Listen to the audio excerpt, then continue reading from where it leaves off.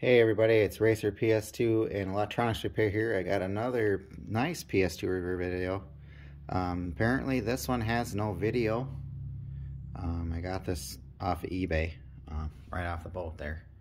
I did verify and test it, and yes, I did try to use the controller to reset the video.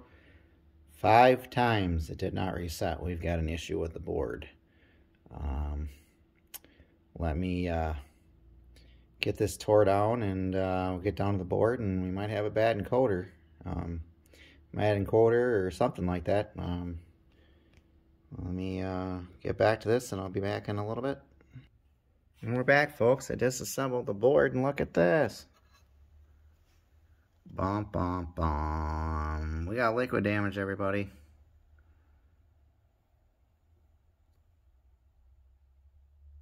That's not good. Guess me and the seller are going to have some freaking words about this. It's not just a no video issue. The board's gone. I'll see if I can fix it, but I doubt it. So I'm going to get this cleaned up. Maybe I can see what the heck is going on. Because like I said, I don't have that encoder chip. That's a different encoder chip.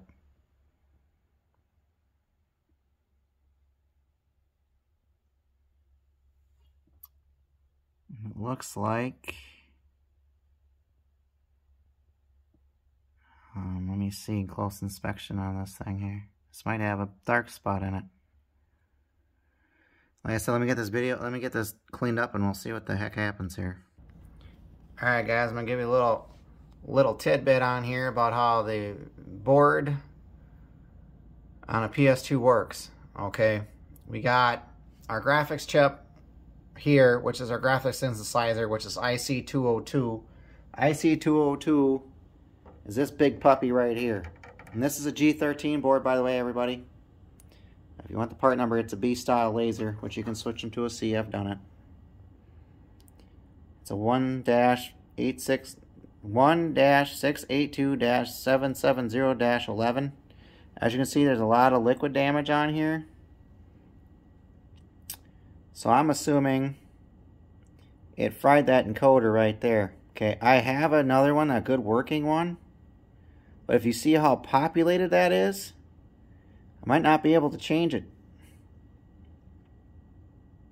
Because those are caps that will freaking explode. Yeah, you heard me right. They will explode under heat. If they get any heat on them. Direct, indirect, or direct heat from a soldering station, SMD soldering thing. So basically, you're looking at that. It goes to IC205, which is your digital encoder on this particular board. Is on the bottom of the board, which is right there. There's your chip number.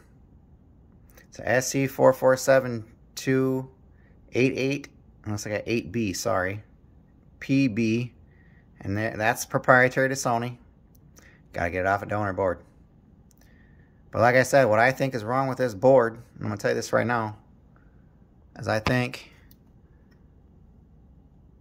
that encoder fried because of all the liquid damage on here. But anyway, it goes to your analog component, and then it goes out to your multi-out. Those are your pins. That's all it does.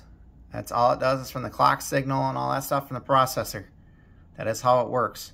So if the controller thing doesn't work, you got a problem with your analog controller chip. I mean, I can try to fix this one, but I might just cut my losses and contact the seller and say, hey, you spilled something in this. You knew about it. But that's between me and the seller. But like I said, we need to fix this board to make sure that's what the problem is. But like I said, I will click on this to show you where all these chips are, because I can. See, there's 206. If you click on the 206 button here, there's IC206. And I can scroll it down for you to show you. That's the top of the board. That is board side. That is side A on a board. See if I can scroll over and show you that. Yep, side A. Yes, it's a G10. That's a G13. It's just a revision 13. That's all it is. There's probably minor changes. Like I said, it says reproduction prohibited. You can get these online, by the way. So, like I said, this is how that works. I can try to change that chip. But it's going to be very risky because of all these caps and resistors and capacitors. They're all in a tight niche. Well, we can try it because either way, I'm going to get a board for it anyways. I should probably go look for one really quick before we start messing around. I'll be right back. And we're back. Here's a donor board, my G15 board I took it off of. It's right there. Pin 1 goes right here. I'm going to take the other one off the other side and maybe we can get life out of this board. I don't know. I can't find one right now. Kind of stinks. There's the donor chip I'm going to try to use. It's the same chip, probably different batch number. AOV. Yeah. Let's hope that's our problem, because it looks like our problem. It looks like it's got a fucking burn mark in it. Like I said, I'm going to try to swap this out and try to solder it on, and I'll try to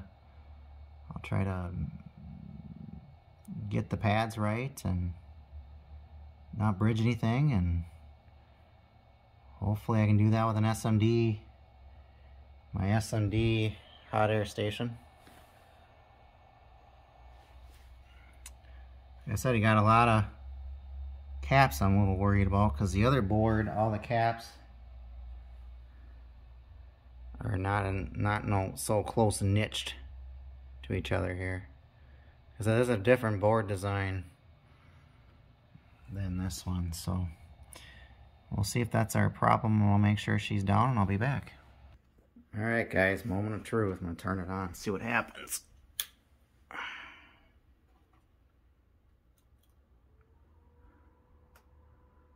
Yep, still no signal.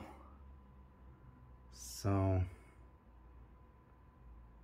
yeah, this thing's going crazy. It's trying to eject the tray and all that. I guess we're gonna have to find a board, guys. This one's probably damaged beyond repair.